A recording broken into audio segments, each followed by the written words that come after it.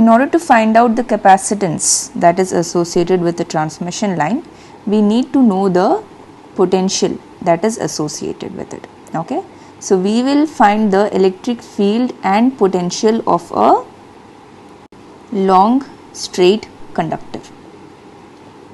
Okay, so for this we will use Gauss law. So what is Gauss law? The integral, surface integral of the electric flux density is going to be the equal to the enclosed charge, right?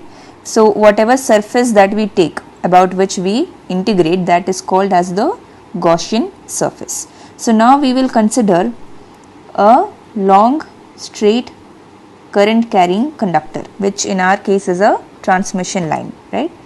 Now we will take the Gaussian surface, which is a cylinder whose center is nothing but the transmission line, whose central axis is nothing but the transmission line. Now let the conductor have a uniform charge Q. So what will be the units? The charge distribution units will be in coulomb per meter.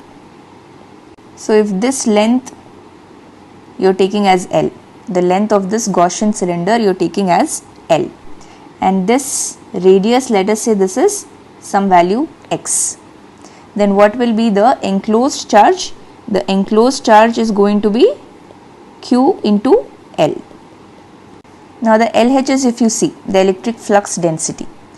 The flux density at a certain distance is going to be same. At a certain distance from the conductor, the electric flux density is going to be the same, because if you see the top view here, let us say this is the Gaussian surface and this is the conductor. So now this is having a charge plus Q. Okay. Now when there is a charge at the center, then what will be the electric field lines? They are going to be in the radial direction, right? So at any distance that you take, any particular distance, it is going to be same all across that distance. Now what is the consequence of that? Here this d bar, you can take it out of the integral, because along the surface that we have taken, d is constant. Okay, so here you can write integral d bar dot ds bar, you can take as, and also the dot product. You can see d bar is in this direction, which is perpendicular to the surface, right? And the surface vector will also be normal to that surface. So d bar and ds bar, they are going to be in the same line, parallel to each other. The vectors are parallel. So the dot product will simply become d into ds. Okay, so we can take out, first we will write d ds. Okay, just the magnitudes.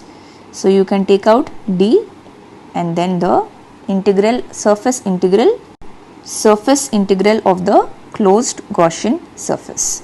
Here the surface area, we are only going to take the curved surface area. We are not going to take the top and bottom surface. Why is that? Because d bar is in this direction, right, radially outwards, and for these surfaces the area vector will be in a perpendicular direction to the d bar. Okay, so the upper and the bottom surfaces are not going to contribute for this integral. That means they will simply become 0. Okay, so this only the remaining surface area is what? The curved surface area. So what will that be? It is going to be d into 2 pi xl. Okay, x is the radius we have taken, l is the length of the cylinder. So this is the RHS and this is the LHS. So by Gauss law, both of them are equal. So you are going to get d into 2 pi xl is equal to q into l. So what will be d here? Q by 2 pi x. And from here you can get the electric field. What will be the electric field? This is equal to d by epsilon. So this is going to be q by 2 pi epsilon x. What is epsilon here? It is the permittivity of the space that it is present in. Okay. Here one thing that you can observe here is the electric field is inversely proportional to the radius. okay, and the radius is nothing but the distance from the conductor. So we can see that as distance increases, the electric field is going to reduce. That means the highest electric field is going to be experienced at the surface of the conductor. So you can write here electric field, and this is often called as electric stress. Here in power systems we are going to often refer to it as electric stress. This is going to be maximum at the surface of the conductor. Now this is about the electric field. Next we will see about electric potential. Okay, so if this is the conductor, right, let's say this is point P1 and this is point P2. Now we want to find out the potential difference between points P1 and P2. Okay, so V12, this is the potential difference between P1 and P2. Now the electric field is going to be in this direction and we want the potential difference from 1 to 2. So we want the potential in the same direction as the electric field. So in this case we don't have to consider the negative sign.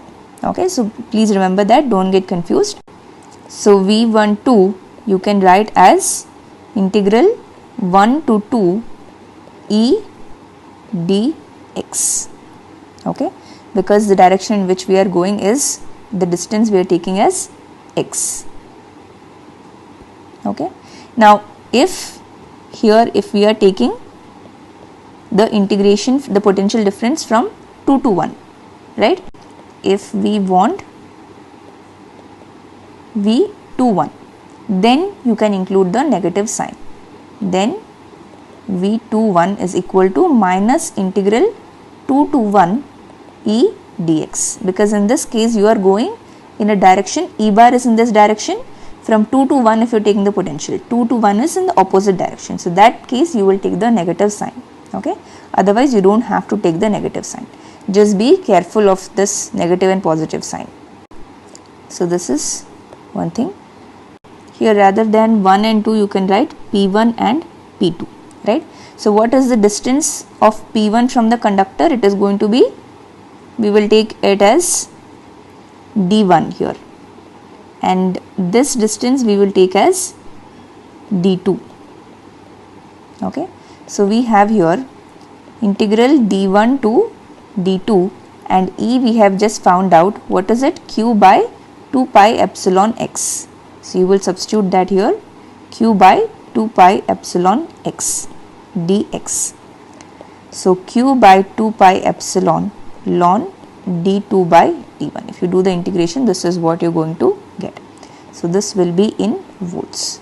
So V12 is going to be Q by 2 pi epsilon ln d2 by d1. So we can see that d2 is greater than d1, that means this logarithm is going to be a positive value. So V12 is a positive value. This means the potential at 1 is greater than potential at 2. So the points that are nearest to the conductor are going to have higher potential. Okay, we can see that